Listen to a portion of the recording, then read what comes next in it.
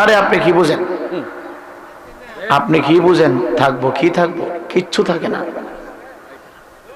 চামড়া বিচ্ছা মাহফিলের টাকা দিন লাগে, আপনি কি মনে করেন? যারা করে তারা বুঝে মাহফিলের। সম্মানিত উপস্থিতি, মুসল্লিনী কেরাম, যুবক ভাইয়েরা, আমরা যারা এই ময়দানে কনকনে শীতে এসে কিছু কথা বলা শোনার মতো সুযোগ পেয়েছি, আমরা খুশি না বেজার? যদি খুশি হয়ে থাকি, যিনি এত বড় নিয়ামত আমাদের তকদিরে বাজেট করেছেন, শুধু তাকে খুশি করার নিয়তে কণ্ঠের আওয়াজ উঁচু করে সবাই পড়ি আলহামদুলিল্লাহ। রাস্তাঘাটে, দোকানপাটে, চা হোস্টেলে যারা এখনো সময় নষ্ট করতেছেন, আমি অনুরোধ করতেছি, আপনারা যদি ওয়াজ শোনার মতো আপনার ইচ্ছে, চাহিদা, ফিলিংস থাকে, প্যান্ডেলের ভিতরে আসলে বরকত বেশি পাওয়া যাবে। আর যদি মনে করেন ওয়াজ শোনার মতো ইচ্ছে, চাহিদা, রুচি আপনার হয় না, তাহলে অনুরোধ করব, পায়ে ধরে বলবো, অযথা সময় কি প্রয়োজন এই শীতে দাঁড়িয়ে থেকে সময় নষ্ট করা? বাড়িতে যান, বাড়ি থেকে কম্বল মুড়ি দিয়ে ঘুমায় থাকেন, সময়টা কাজে রাখবে। আপনারা কি বলেন? সুন্দর হবে না? অযথা বাহিরে দাঁড়িয়ে আপনাদের এই মাহফিলকে উদ্দেশ্য করে যে দোকানপাট হয়েছে, চা হোস্টেল হয়েছে, এর চাইতে ভিআইপি খাবার, এর চাইতে ভিআইপি চা আপনাদের জারুলিয়া বাজারে ওয়াল টাইম পাওয়া যায়। কথা বলেন ঠিক কিনা? সব সময় পাওয়া যাচ্ছে। যেই কোনো মুহূর্তে আমরা চা, বুট, বাদাম ইত্যাদি ইত্যাদি খাবার খেতে পারি। তারপরেও আমাদের একটা অভ্যাস, 11 মাস পর পর মাহফিল হয়, মাহফিল শোনার জন্য নিয়ত করে আসি, কিন্তু রাত 11টা বাজে এখনো চা হোস্টেলে, রাত 11টা বাজে এখনো বুট নিয়ে আমরা ব্যস্ত। আমরা কি মুসলমান? বাজান, সময় চলে যাবে, কারোর জন্য অপেক্ষা করে না। এই মাহফিলটা কবরবাসীদের স্মরণে মাহফিল। কাদের স্মরণে? কবরবাসীদের স্মরণে। এখানে যারা হাজির হয়েছেন, যারা যেখান থেকে আসছেন, একটু আওয়াজ দিয়ে বলেন, আমাদের প্রত্যেকের আওলাদ কবর ঘরে আছে না নাই? জোরে বলুন, আছে না নাই? প্রতিটা মানুষের আওলাদ কবর আছে। বিশেষ করে কার নাম জানি বলছি, সভাপতি সাহেব কোথায়? মকসুদ না, জনাব মোহাম্মদ মকসুদ মিয়া না, দফাদার বাড়ি। একজনের নাম এখানে আছে 5 নম্বরে, জনাব মোহাম্মদ মকসুদ মিয়া সাহেব। উনি ছিলেন জীবিত, আজকে তার জানাজা হয়েছে। কথা বলেন না কেন? আজকে তার জানাজা হয়েছে। বিশ্বাস করবেন কিনা, আমি আপনাকে খুশি করার জন্য বলছি না, আমার গতকালকে প্রোগ্রাম ছিল খরা থানার অন্তর্গত কর্নেল বাজার, একবারে বর্ডারের কাছে। ওই মাহফিলে আমি যখন বয়ান করব, রুমে ঢুকলাম, তখন বলতেছে, হুজুর, যাকে সভাপতি করা হয়েছে ওনার জানাজা আজ সকাল 10টায় হয়েছে। যেই মাঠে প্যান্ডেল, এই মাঠে তার জানাজা হয়েছে। তো ভাগ্যের নির্মম পরিবেশ। আজকেও আমি এখানে আসছি, ছেলে বলতেছে, হুজুর, আমার আব্বা মারা গেছে, আমার আব্বার নাম পোস্টারে আছে। এইভাবে প্রতিদিন, প্রতি ঘন্টা মানুষের মৃত্যু হচ্ছে। কথা বলেন ঠিক কিনা?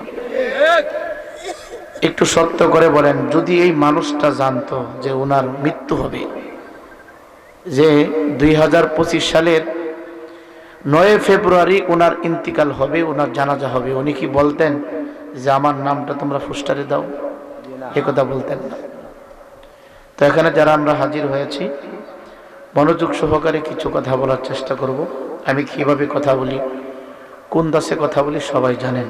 আমাকে আপনারা সবাই চিনেন, সবাই জানেন, চেনেন। আর ওয়াজ মাহফিল এত বেশি হয়, ওয়াজ শুনতে শুনতে এখন পাবলিক বক্তা হয়ে গেছে।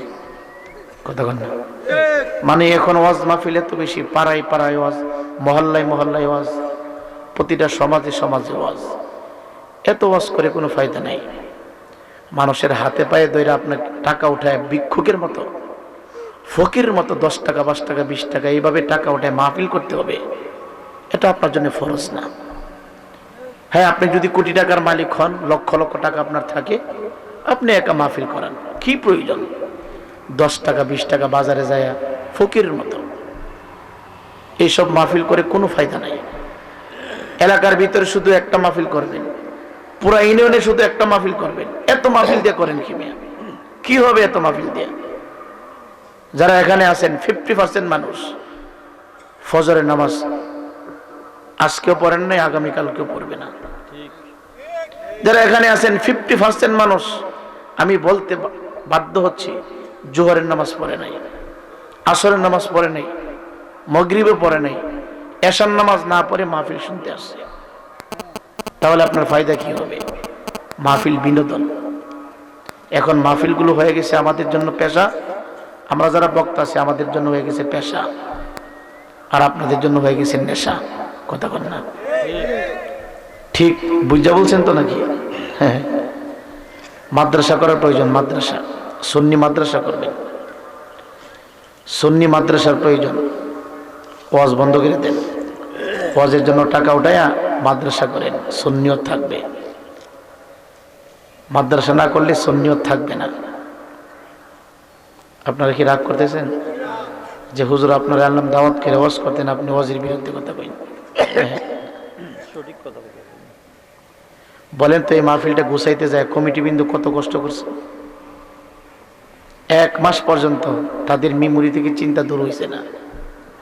আপনি জিজ্ঞাসা করে দেখেন, 100 টাকা একজনের চাঁদা দিব, মুখটারে 3টা পাকা করছে। কথা কন না? 500 টাকা চাঁদা দিব, 20টা কথা বইলে তারপরে চাঁদাটা দিছে। 1000 টাকা চাঁদা দিছে মাহফিলে, কত কথা যে বলছে, কত ধরনের বাহানা যে সে ধরছে। অনেক বাহানার পরে 1000 টাকা ঢুকছে মাহফিলে, অনেক বাহানা দিয়া তারপরে 500 টাকা চাঁদা দিছে। তে জোর করে আপনার কাছ থেকে টাকাই না, এ মাহফিল করে ফায়দাটা কি? কোনো ফায়দা নাই। ফায়দা আছে? আছে, মুরব্বী কিন্তু ফায়দা আছে। বুঝি নাই কি বলছে? না না, এমনও হয় না, না না, এটা ফায়দা না। প্রত্যেকটা মাহফিলে ঘাটতি হয়। আরে আপনি কি বুঝেন? আপনি কি বুঝেন? থাকবো কি থাকবো? কিচ্ছু থাকে না। চামড়া বিচ্ছা মাহফিলের টাকা দেন লাগে। আপনি কি মনে করেন? যারা করে তারা বুঝে মাহফিলের বেতন। অনেকে কয় মাহফিল দিয়ে ব্যবসা করে, আপনার মাহফিল দিয়ে ব্যবসা। আপনি একটা সাজাই দেখেন না মাহফিল, এই মাহফিলটা কমপ্লিট করতে গিয়ে আজকে কম পক্ষে 1.5 লক্ষ টাকার মতো বেইব। তারপরে প্যান্ডেল বাতি সবকিছু মিলে আপনি দেখেন না কয় টাকা তারা উঠেছে, কয় টাকা উঠেছে আপনি দেখেন না তাদেরকে? ব্যবসা হয় না, লস হয়। হ্যাঁ, লাভ হবে আখিরাতের। কি হবে? আখিরাতের লাভ। মুরব্বী কোন পর্যায়ে জেনে কথা কইছে আমি বুঝতে পারছি না। আমার সাথে কি রাগ করে কইছে না? কাল জানে রাগ করে কইছে আমার সাথে? না না, ঠিক আছে, অনেক মাহফিলে ব্যবসা হয়, কিন্তু গ্রাম অঞ্চলের মাহফিল দিয়ে ব্যবসা হয় না। গ্রামের মাহফিল দিয়ে কি ব্যবসা হয় না? চাঁদার কত দিছে। শহর অঞ্চলের মাহফিলগুলোতে 5 লাখ 7 লাখ টাকা তারা উত্তোলন করে, তারা 1-1.5 লাখ টাকা 2 লাখ টাকা খরচ করে, বাকিটা বিভিন্নভাবে খরচ হয়। কিন্তু গ্রাম অঞ্চলের মাহফিলগুলো 1 লক্ষ টাকা ম্যানেজ করতে কত যে শ্রম দিতে হয়, পরিশ্রম করতে হয়, এটা তারাই শুধু জানে। যাক, যারা আমরা এসেছি কিছু কথা বলবো ইনশাল্লাহ, আপনারাও কিছু কথা শুনবেন। আমার ভালো আপনার শোনা যেন হয়। কুল ইন্না সলাতি ওয়া নুসুকি ওয়া মাহইয়ায়া ওয়া মামাতি লিল্লাহি রাব্বিল আলামিন। সকল কিছু যেন হয় আল্লাহর জন্য। চিল্লা কোন আল্লাহু আকবার। সকলে একটু মহব্বতে দুরূদ শরীফ পড়েন। আল্লাহ